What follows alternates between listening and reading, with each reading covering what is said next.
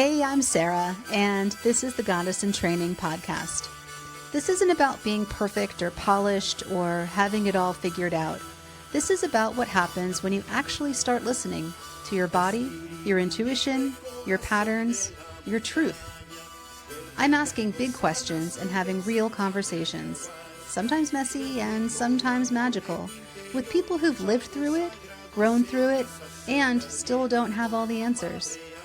If you've ever doubted yourself, betrayed your gut, or wondered if you're the only one, you're not. Let's talk about it.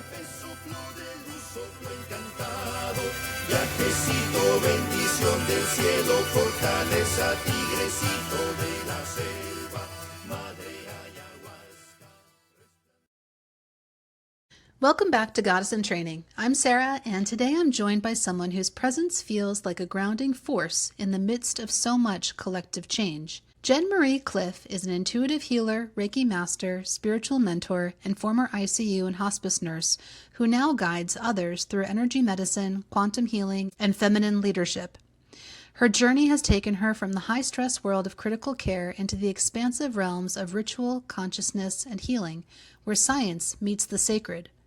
She's also the founder of Sacred Mountain Institute, a visionary nonprofit devoted to creating sacred spaces for healing, spiritual awakening, and holistic education.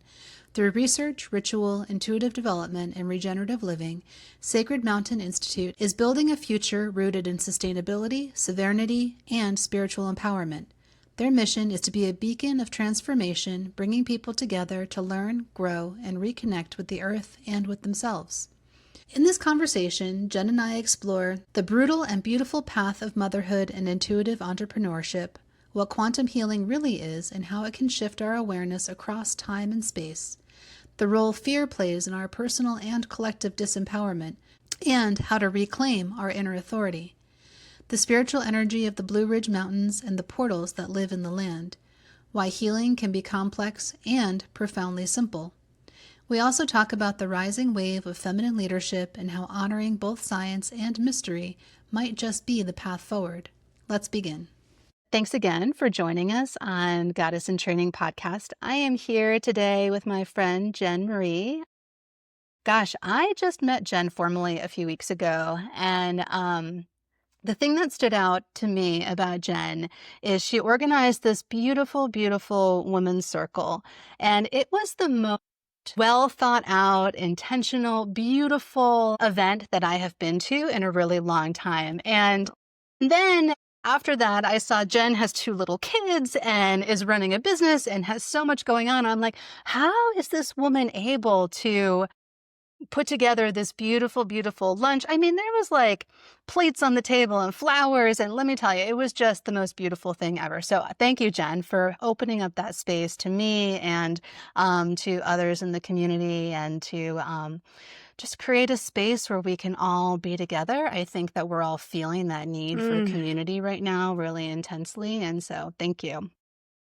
I would love to learn more about you and how you got into the healing space. I know you were in the ICU for a long time, right? So how are you now melding all of your life experiences into where you are right now?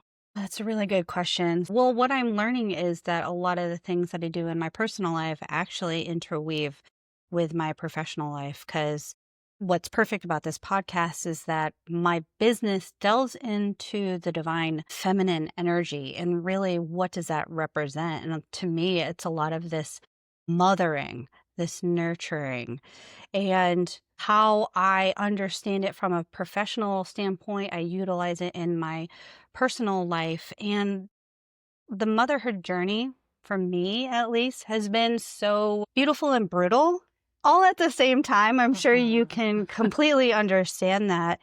And it's something that no one really can prepare you for.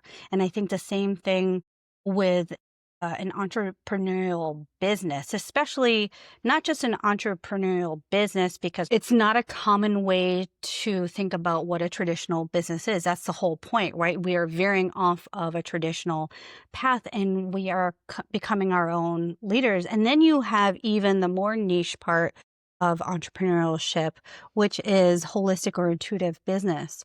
So, if anything, it's like I'm navigating at the same time the motherhood journey and learning what an intuitive business would be appropriate for right here, right now in this local area that tends to be a little bit more religious. And I'm saying that because religious perspectives don't seem to quite understand where we're coming from. It tends to be this conditioned of fear, this fear approach. And so how do I navigate a business where I try to educate individuals and also make it legitimate at the same time? Also balancing it with my personal life. From learning the different lessons, it's all about bringing people in. It's not just trying to do it all yourself. I learned that the first few years of entrepreneurship. And I think the same thing with motherhood.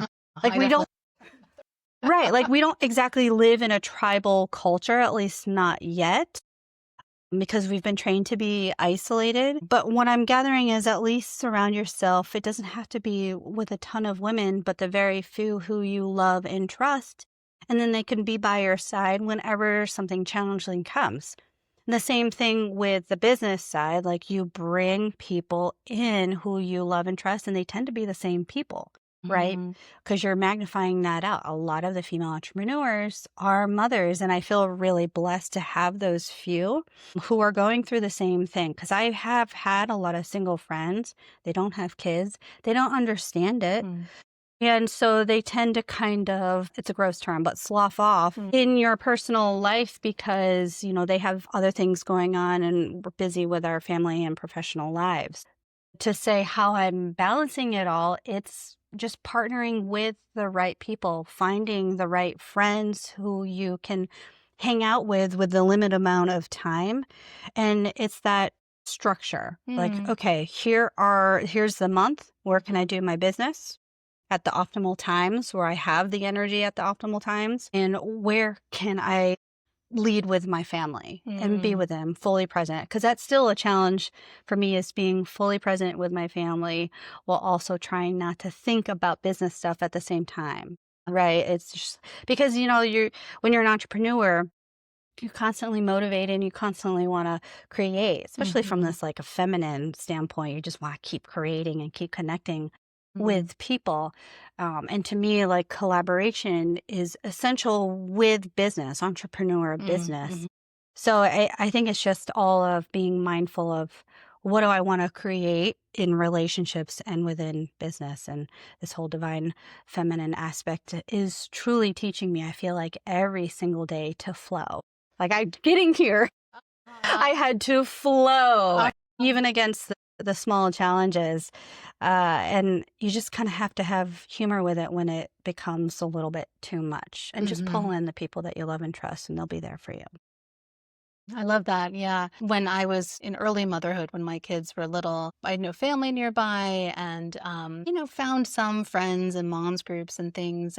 But it was never real heartfelt relationships, and it's like soul sisters. It was like, okay, well, let's exchange some babysitting time. And what you said about finding time to be really, truly present really resonated with me too, because I wasn't an entrepreneur at the time, but I was working full time with no childcare, like trading childcare with other people. So I was going into Wow. the office, and when I wasn't in the office, I was taking care of other people's kids too, and then working from home. So it was the like, okay, nap time.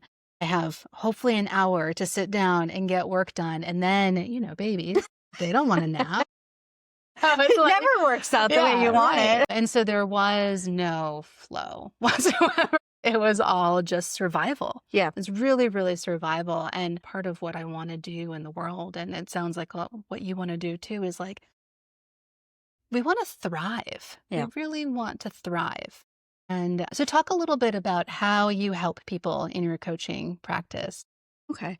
I mean, personally don't consider myself a coach. It's more teacher and mentor and practitioner.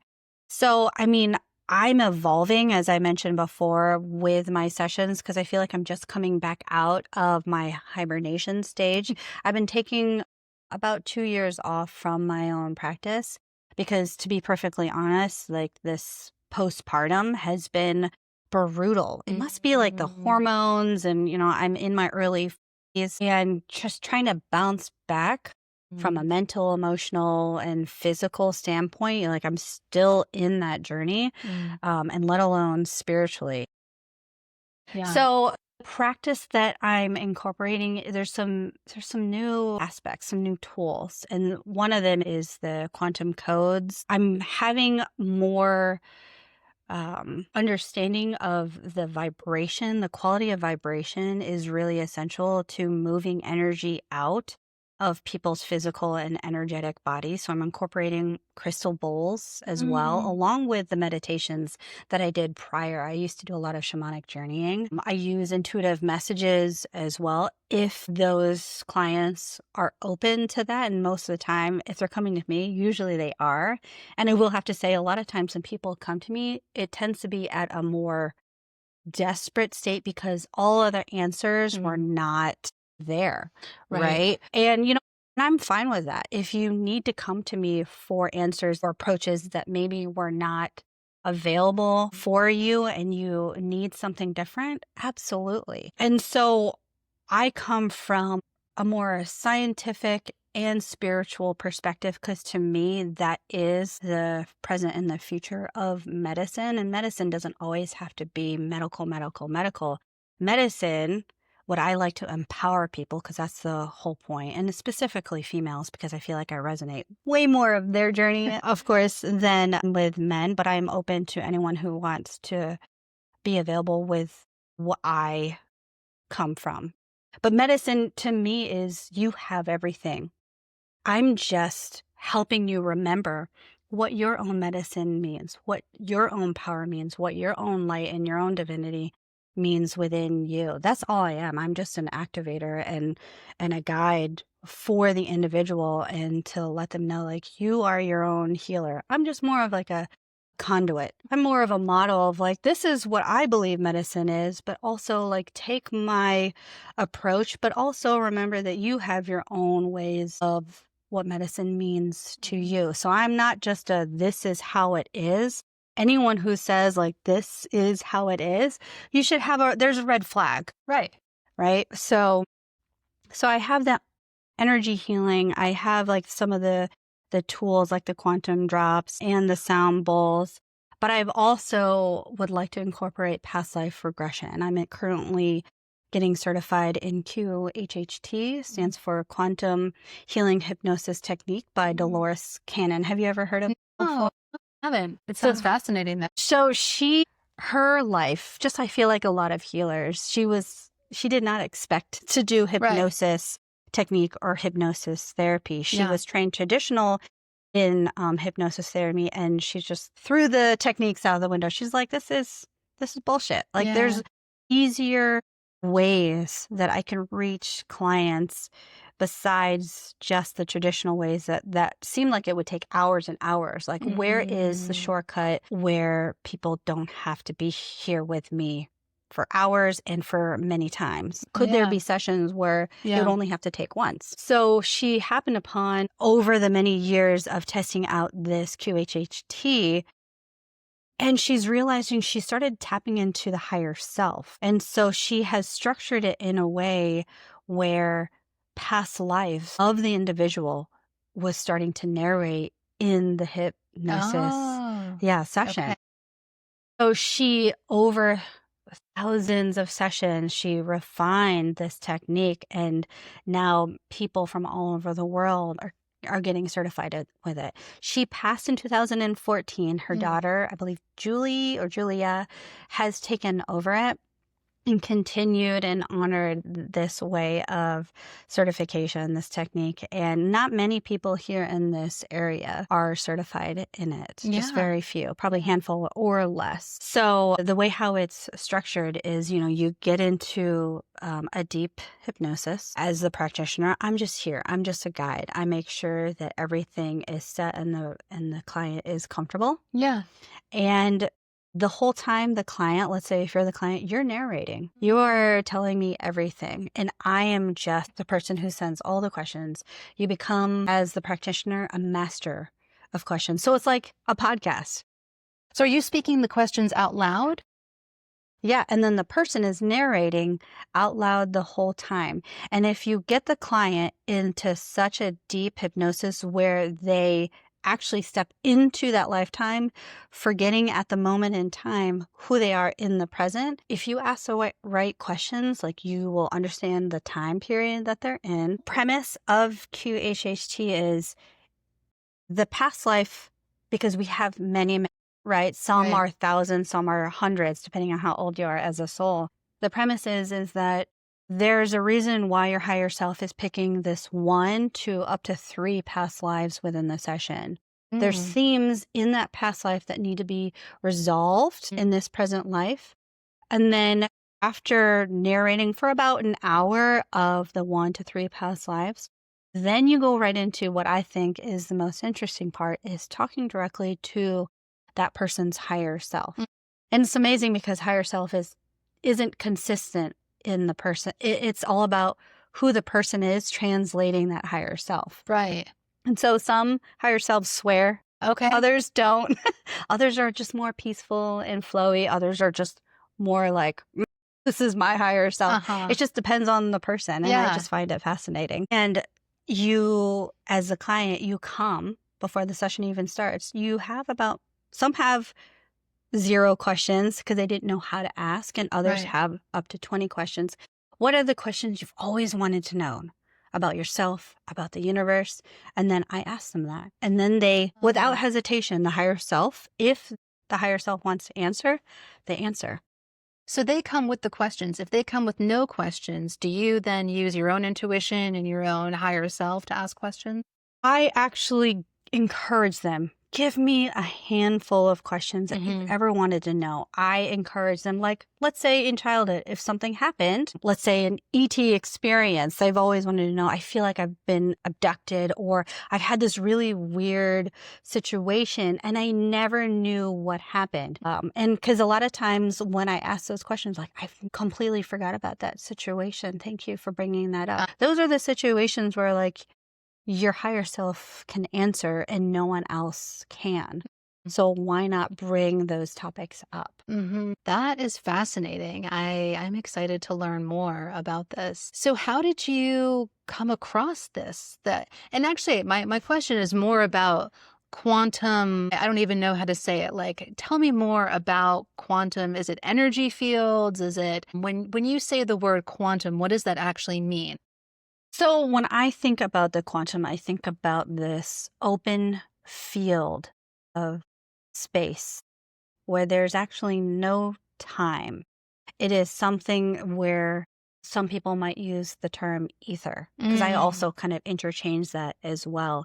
And so here in this quantum realm, where you have access to all of consciousness, universal consciousness, where Okay. you have access to not only your higher self, but all of the answers in which you have collected information over many lifetimes. Because some people actually, I've had sessions where it's a parallel current life, which is mind blowing, or it's actually a life that's in the future. If you are in the premise or in the school of thought that time is all happening at the same time, so your past lives are actually happening right now as your present life, Right. along with your future life. And then what makes it even more complex, you have timelines of your present life happening at the same time. So when you Yeah. think about the quantum realm, it is filled with an abundance of information. Some people also use the word Akashic records. There are, information within that field. So to me, it's a plethora of information, of experience. Some people just experience the quantum realm as just darkness, silence, because maybe that's where some people just need to be during, let's say, a QHHT session. They just need the silence because maybe in their current life, there's just so much noise. And so that silence is also healing. So the QHHT, from what I have found, is that it grabs the patterns, the lessons for the individual, and it creates this almost healing session for them that they didn't realize it's actually healing. I mean, that's part of the title. But the whole point of it is like bringing up things that maybe they weren't expected to happen, bringing up patterns and lessons that they didn't realize connect to each other. Like, why would something from a past life really bring up something deep and profound in the present? And it happened all the time. And it also, because it's coming from the individual, they're narrating it, it helps them realize, I'm saying this out loud from a past life and also from higher self. Like, they accept more of the challenges that they've gone through. It gives them more of an objective perspective, whereas typically as human beings in our ego, we would take it so personally and we would fight against it. So that's what I have also found that's so profound. It helps them accept a lot of certain circumstances, and they see it from such a way of like, oh, that was part of the human experience that I actually signed up for. And that also is healing. A lot of times when you accept that, that lesson goes away because you're like, oh, okay, I passed that course, or I passed that level. Time to move on. Right. Just by looking at it. The quantum realm sounds very similar and probably the same thing to what I've experienced using plant medicine and psilocybin journeys, like how I've described being drawn into the stream of consciousness, the everything, and where I can ask questions and I'm given answers. And so it sounds really similar, but it's not facilitated by plant medicine. So that's really neat. And it's neat that people can verbally out loud, because I can see that bringing it into this world in that way by speaking what they're experiencing out loud helps you embody it rather than like it's just in this other realm. Because even when you do plant medicine, it's like, okay, well, that happened here. It almost feels like in this other space. And it takes time, and that's what people talk about integration, like bringing those things here into this realm can be challenging, and some people don't do it ever. But if you're actually speaking the words as the words are coming to you while you're in that space, it's there already. And I guess it's easier to have that integration into what's happening in your life right now. Yeah. And all these sessions are recorded audio wise. So then they can listen to it again. And sometimes that's even more powerful because they're like kind of re-experiencing that whole session. And so a lot of times it's a couple of hours of deep shadow work from what I gather. Because, for me, plant medicine is also a different type of approach to your own shadow work, right? It kind of opens you up. It opens up the gateway. The same thing with QHHT. It's just another gateway of tapping into deeper understanding of your own human experiences from multiple levels, multiple lives. And I think that's the whole point why us humans try to find different modalities to figure out, okay, how can I understand this whole human experience? Because sometimes it just seems so mundane and you're like, why am I here? Right. What's the whole point of this? And so when you go on certain journeys like QHHT or, psilocybin, plant medicine in general, like they give you the reasons without holding back, right? It's there. It's truth. It represents truth. Yeah, I found though, and I've seen this in myself and other people too, once those doors are kind of open to you, it's hard to then have long periods of time where you're not getting additional downloads, where you're kind of like sitting around like, well, I know I'm exactly where I'm supposed to be, but what's next? And I can see how it can become kind of addictive. And so it was interesting that you said that this modality, its intention is to be kind of like a once and done. So Usually. Yeah. Or it Usually. can be. But I can imagine that people, they're getting answers and then they're like, well, I want more. Give me more, give me more. Yeah. How are they going back and for more sessions?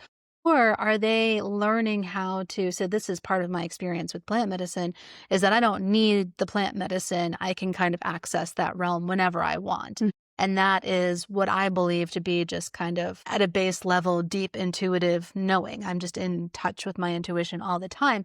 It seems like this might be able to do the same thing, kind of teach people how to access that space whenever they want. Do you think that's true?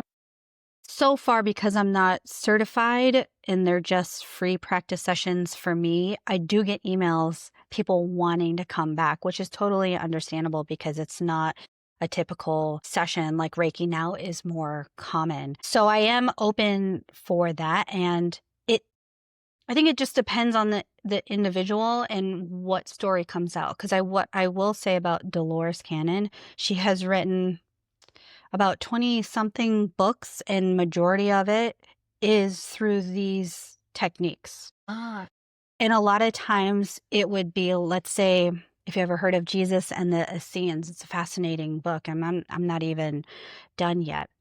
But you imagine, I think she did this, maybe it was in the 80s, a 20-something-year-old blonde girl who came from a very religious background.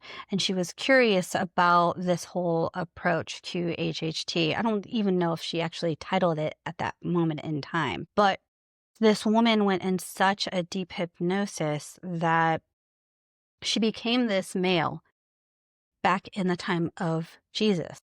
wow. And so Essenes is, call it a secret society, an ancient society that I believe their relatives were from Atlantean times, Okay. even more ancient than before because they carried this ancient information and through their culture. And it was also tribal as well. They had technology that really wasn't common outside of their particular community. Mm.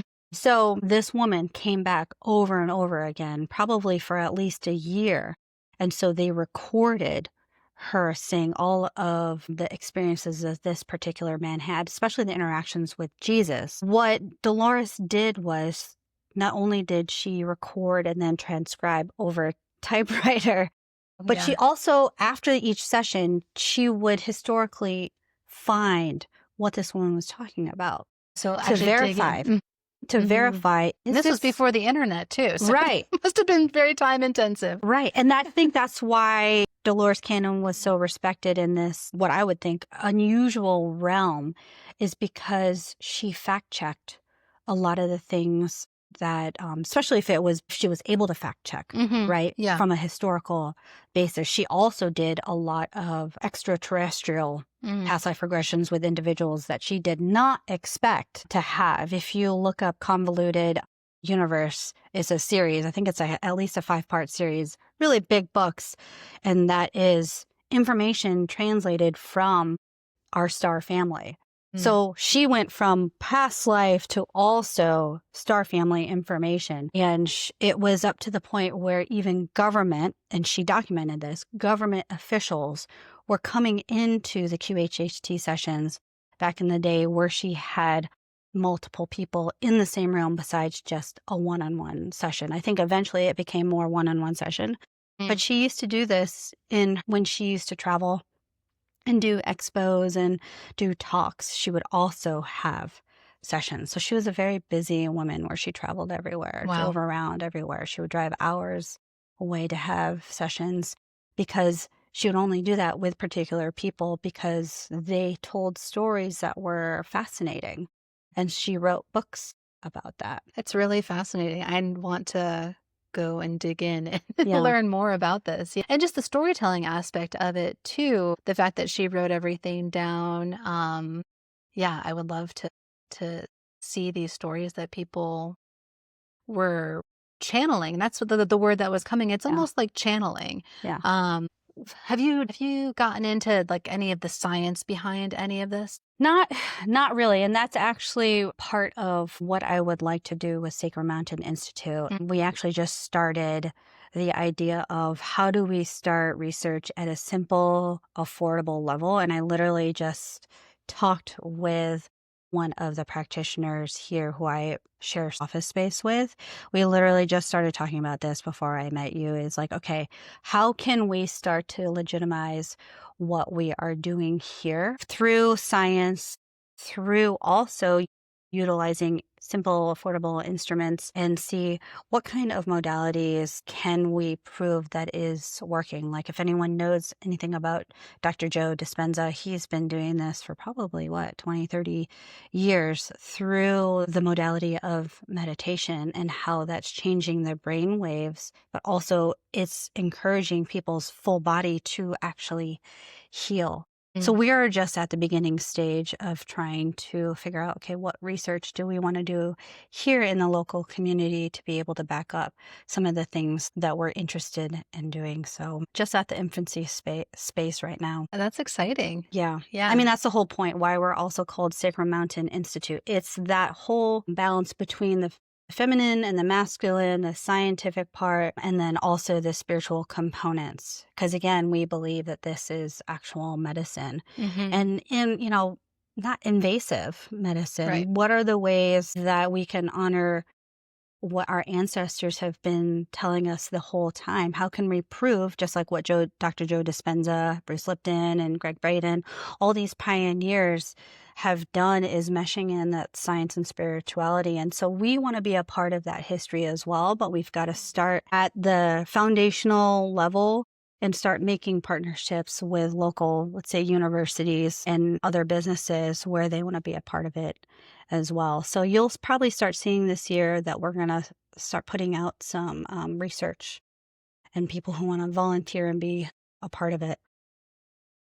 Oh, that's really exciting. Yeah. And as you mentioned earlier, we live in a pretty religious Christian town, and I'm just blown away by, yes, that exists, but there's so many people who are in this world who are open to questioning reality. And I lived in Northern Virginia for 20 years, and Mm. that it existed somewhat there, but not like here. I mean, I just have met so many people, so many women especially, who, like you, are deep in this research and in living the life and constantly improving ourselves. The healing journey is a spiral, and I feel like through every conversation I have, every interaction, I become a little bit more Mhm. healed. And there's a palpable feeling, I think, here in this area. And do you have any idea of why that might be? I've thought about, Mhm. well, maybe because it is so religious that people are kind of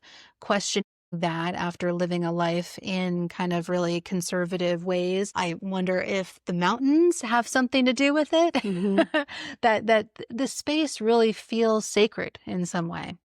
Yeah, so I think it's a couple layered answer. One, you're living in a place, Salem, connected to the Salem trials. I think that has to do with it. The mountains to me has a lot of this ancient dragon energy, and last year was the dragon year, and it's like rebirthing, reawakening the energy that is always meant to reawaken. And to me, I always feel like this connection to, I believe our part of Appalachia is connected to either it's Africa, the same mountain range, or Scotland, because, when the earth kind of reshaped itself, we share mountains with one of those mountain ranges. And I'd have to look back and see. Yeah. So Huh, our mountains are one of the oldest mountain ranges in the world. It doesn't seem like it because it doesn't seem as nearly as high right. as like Mount Everest. But you think about it, like these mountains are so old that they're kind of worn down. And if they've moved, of course, then it would also be worn down as well. But we have property here in the mountains, and I can tell you, I've taken pictures with my children. One in particular, when we first bought the property, and my oldest, Liam, he was probably about 3 years old. My husband took the photo, and when he shared it to me, I'm like, and then I would zoom in and out. I'm like, do you not see? There are literally fairies. There's literally fairies here on this tree. There's like a couple of portals and literally beings looking through that portal. And like this particular side of the mountain, like I could feel it. It feels not only familiar, but it also feels very enchanted. And maybe that's Mm, also why it feels familiar, because this whole enchantment, this whole magic, the dragon energy all around us is calling souls back home. mm. And this almost feels like it's meant to be like a mecca where people will come from all over the world to understand that these mountains have a lot of magic and power, healing power in particular. Because, what we have done for so many years is looking at screens or being so much detached from nature that nature is now calling us back Mm-hmm. home. Like Pachamama, Gaia, Mm-hmm. Mama is calling us and say, healing doesn't have to be complex. Like you just like literally hug a tree, which I know some people roll their eyes, but there is something to be said in the research that grounding itself, attaching us back home to the earth, that alone has its science back implications that grounding can decrease stress, decrease anxiety, decrease inflammation. And it does wonders for ourselves. So I think that's why people who didn't grow up, they look at it from an objective standpoint. They're like, Mm-hmm. there's something magical about here. But I feel like if you grew up here, especially if you've grown up here with a religious background, religious conditioning, you almost are like blinded by the fact that there's magic here, unless you start to kind of look beyond the physical reality and actually start to open up yourself and question, there is something special about this place. And I've met a lot of people who are in this community who are religious. They are starting to question a little bit about what they grew up with. And there's nothing wrong with religion. It's just how it's approached. Like there are approaches in spirituality that I also question as well. And so it's almost like getting back to yourself and understanding like what is so powerful about these mountains. And to me, I think it has a lot to do with coming home and also releasing a lot of the pain, like how Salem is releasing a lot of the pain from a religious and spiritual aspect. And I think we as individuals are meant to kind of forward this whole healing process. Yeah, definitely. My story of moving here, I didn't really know why. And Yeah, right. when I got here and met so many other people who were kind of like, yeah, I don't know why I'm here, but we're all just organically brought together in this way that really is magic. And I'm building this resort in Costa Rica, and that also has the same kind of feeling. Those mountains are really, really spiritually infused in a way that's even more palpable because it's so isolated. Here, we have all of the different frequencies of cars and electricity lines and airplanes, and there it's like nothing. So you step into it and you can just feel it immediately. And going into the waterfalls there too, the water is just so incredibly healing the second you go into it. But I think you're right. And whenever I talk about Costa Rica, people are like, I've always wanted to go, or I've been there and I need to go back. It's like it's another place that that has that kind of drawing power in this moment that we're in right now.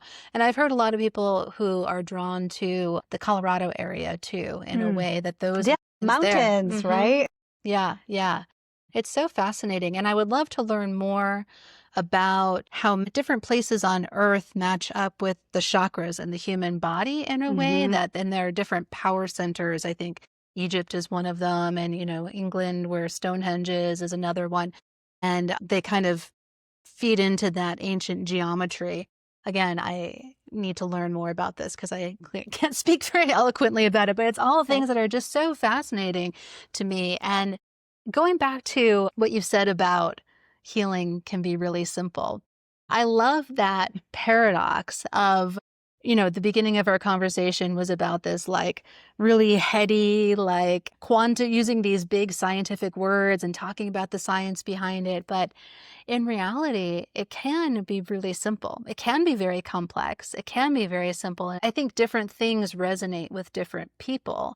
And that maybe by taking our logical brains through this exercise of science and the scientific method, we actually kind of end up back home in this place where it is very simple.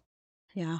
Yeah. Well, I mean, if you think about, at least from what I understand, a lot of the ancient languages or even the current tribal languages of what was passed down, it's not complex terminology, right? Mhm. But there are these ideas, even the imagery or even the stories that were passed down of, you can call it magic, you can call it healing, you can call it energy. It wasn't that complex. I feel like it's the scientific community that is rather new. It's almost like they need the verification from a physical level from their approach to make it feel like it's real, when this whole time it's has been real. It has been present, maybe dimmed down and not practiced as much or not accepted, but it's been here all along. And I think just being able to accept the fact that we're constantly surrounded by it. Do certain things kind of diminish the power of it? Yes, I feel like um, our electrical lines, right? The big electrical grids, yes, that can definitely increase the illness and diseases if you live right near it. Yes, that will diminish the idea of being able to self-heal.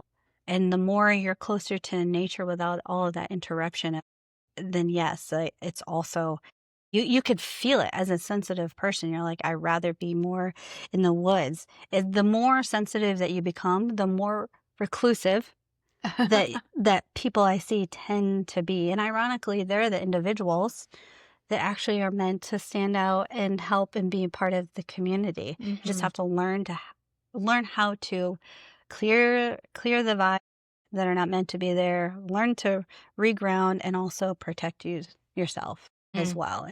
Again, it's what we've talked about this whole time. It's a balancing act, because if we're going to live in the modern world, also understanding the ancient practices that have always worked. Otherwise, if it didn't actually work, why are we still talking about it? Right. Why is it still here?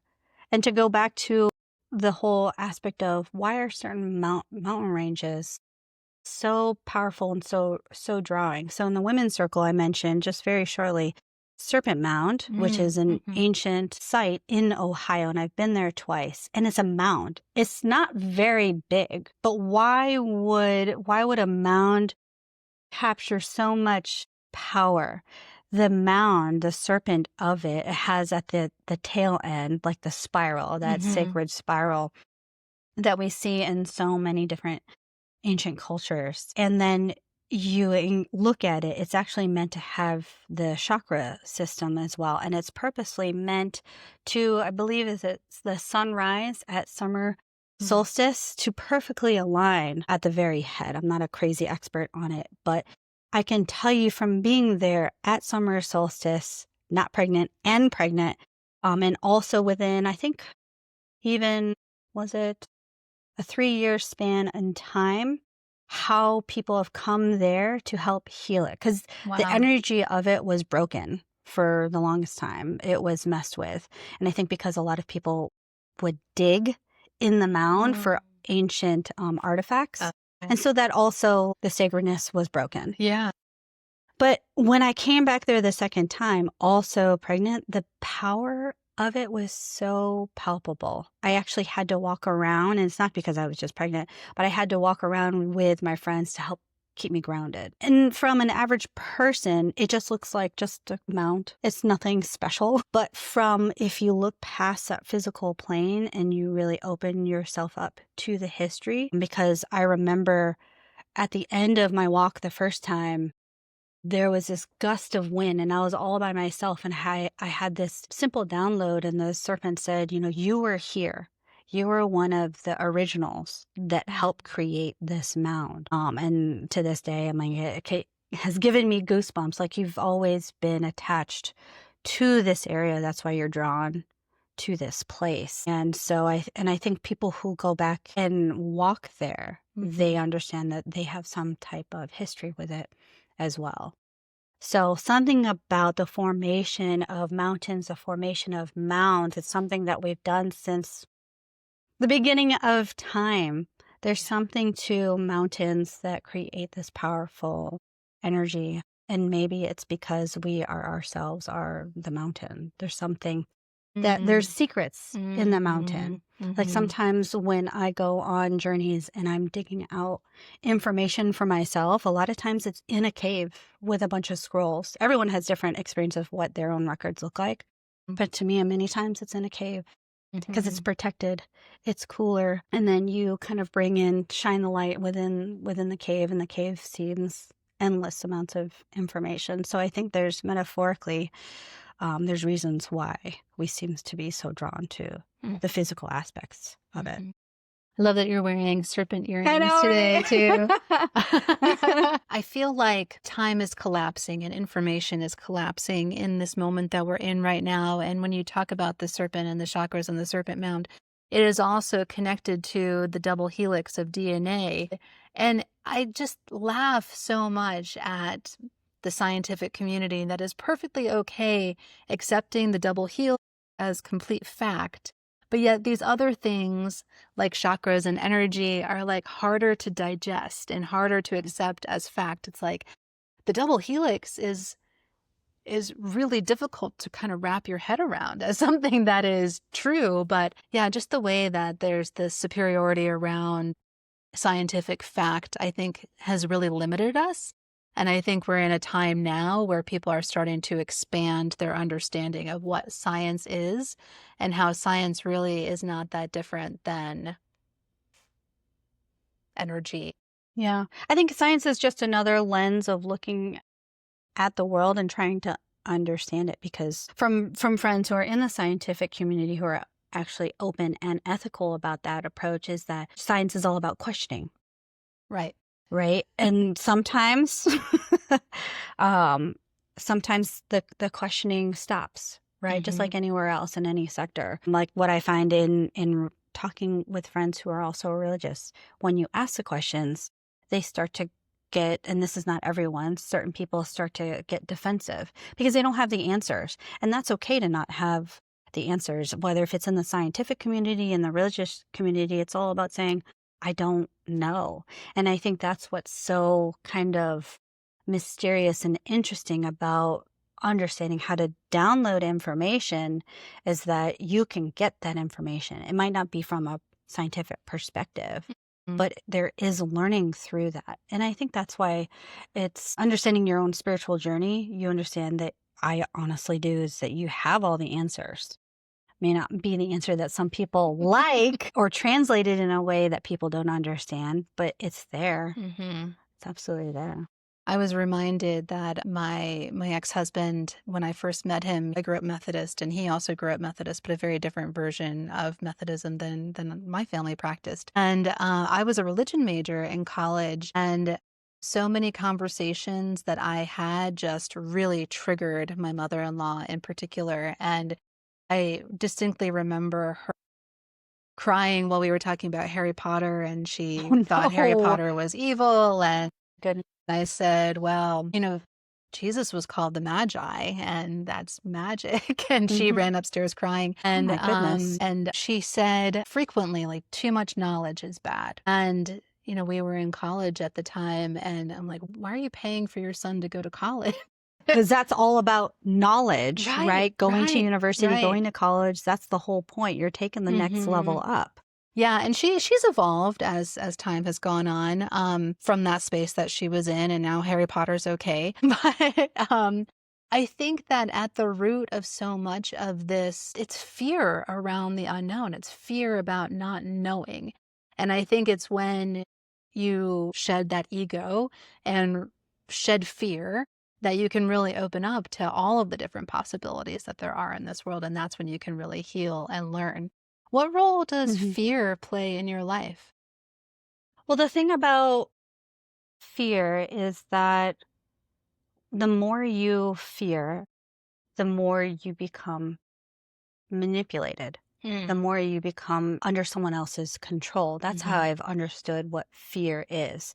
And we can't always escape fear, right? Because, there's a lot of things that you don't fully understand. And then I think from what I'm learning is that when you're on a spiritual journey and really understanding yourself, not knowing becomes part of your spiritual journey. Having full faith within yourself and within the people that you love and within the guides that are beyond this physical realm, going with that flow, listening to your intuition is part of the fun synchronicities, because that's when people say you have a lot of luck. It's Mhm. because part of that person, whether if they believe in intuition or not, is because they're following that guidance, following that inner voice of the self or the divine voices that are leading them, navigating throughout life. So the more that you follow that, the less fear that there is, at least from my journey, from my experiences. But it pops up every once in a while. A lot of the times it's like, I don't want my kids to be hurt. I don't want my husband to be hurt. I don't want to be hurt. Usually it's that fear, and it lasts for 2 seconds, and then the rest all about like centering yourself, staying calm. It's about practicing that self-care, that whatever I need at that moment, but it doesn't control me. And that's what I have to tell myself, because I have people in my life where fear constantly controls them, and I don't think they realize that that's the whole point. We are conditioned to constantly fear, no matter what angle of life that you're playing at. So if you understand that it's put in there in place to disempower you, then you're like, how can I backtrack and get my own power back? Because that's part of what my practice is too, is come from a place of your own power. Sometimes that means you have to clear out relationships. Sometimes it's items. Like, what are the things that's triggering that fear? Understanding how it plays in your life is going to give you so much more light in your life. Yeah, I'm constantly thinking about the world that we're living in right now is very heavy. If you pay attention to politics and war, and like we're living in this time that is very chaotic. And I think there's that paradox there too, that as people are seeing things kind of spin out of control, they're called even more to look inward and to not pay attention to everything that's going on out there, and that we're going to hit some kind of breaking point. And I'm excited. I'm here for it.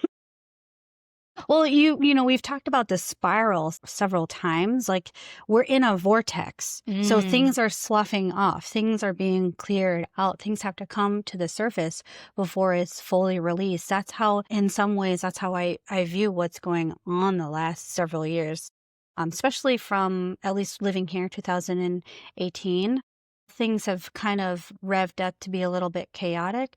It's also awakening and putting us as practitioners or just holistic individuals who are more curious, we're able to see more of our community instead of it being hidden, right? So there's like this duality of negative and positivity of the world.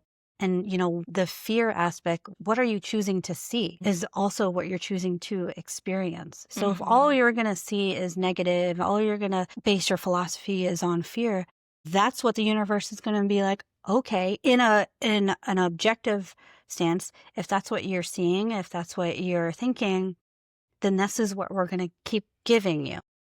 Right? So unless you change your mindset and your heart set, you're going to keep literally going down the toilet of the vortex until you realize it needs to stop.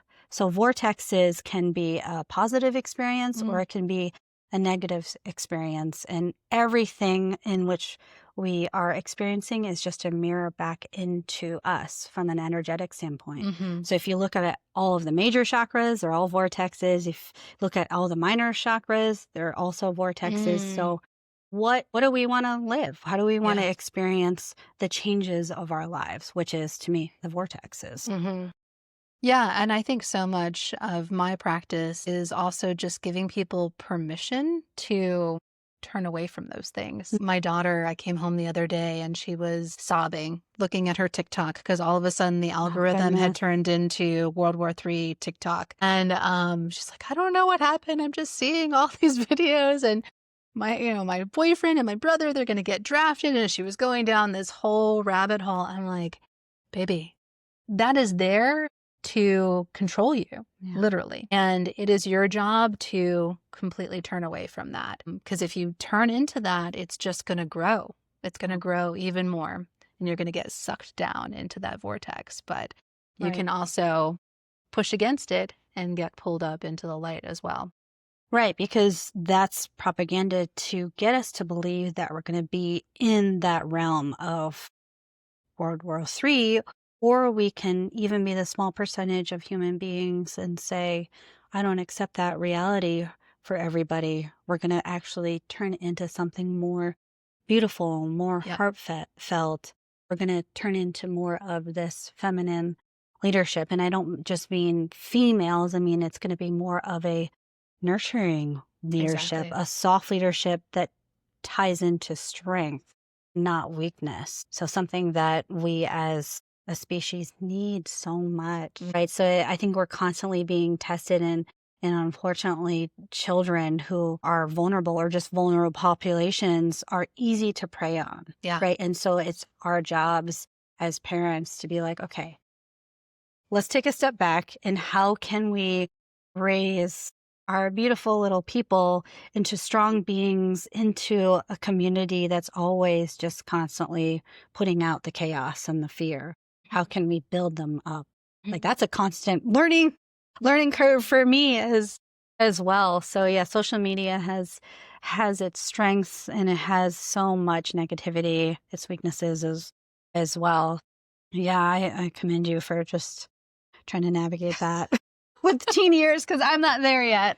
I'm just at the toddler years. If I had the ability to go back in time, I would just be like, no, we're not doing it. We're just not doing the social media. And there were reasons why I couldn't. My ex wrote it into our divorce documents, the agreement that, well, I'm buying the phone for them. And so I then control the phone. And so, that was something that I couldn't stop. But it just caused so much more break with bullying Yeah. and just the chaotic spiral, especially through middle school, watching my daughter. When I was in middle school, you could go home Yeah. and you had no idea what was going on with your friends for several hours a day at least. You could pick up the phone and see what was going on. But this was like 24/7. You knew everything that was going on with every single person in your entire school. And our brains can't even process all of that information, let alone, then the feelings that come along with it. And then people coming at you because you say one thing wrong and then you're stuck in the spiral. It's just, yeah, if I could go back, I would say no way, no Snapchat, and just be really mindful about how to teach young people about how to use social media. Right. Because, social media is the metaphor for just too many voices, so much information, and you lose who you are. Yeah. Right. And you don't want that. You want to remember who you are. And teenagers, even adults, they are still on a journey of what in the world is going on. Yeah. Yeah. Well, Jen, thank you so much. And what's coming up for you? What are you excited for that's coming next? So I'm just opening my office in downtown Roanoke, and I'm sharing it with two other women, the actual space itself, but the building that which you saw, it's open to the community and to have events. And I'm just really excited to do one-on-one mentoring and also teaching online. So that's basically what is coming up. Is I'm also building a phone app as well. Oh. That's a whole challenge in itself. But mainly right now we're focusing on events for women, also working up this whole research aspect. And then for me, just personally, it's just getting back into one-on-one sessions with individuals, which I've missed dearly, and just kind of taking it from there. It's just one of those unfolding processes. Yes, it's always unfolding, always spiraling. And so thank you again. This has Thank you been so so much. fun.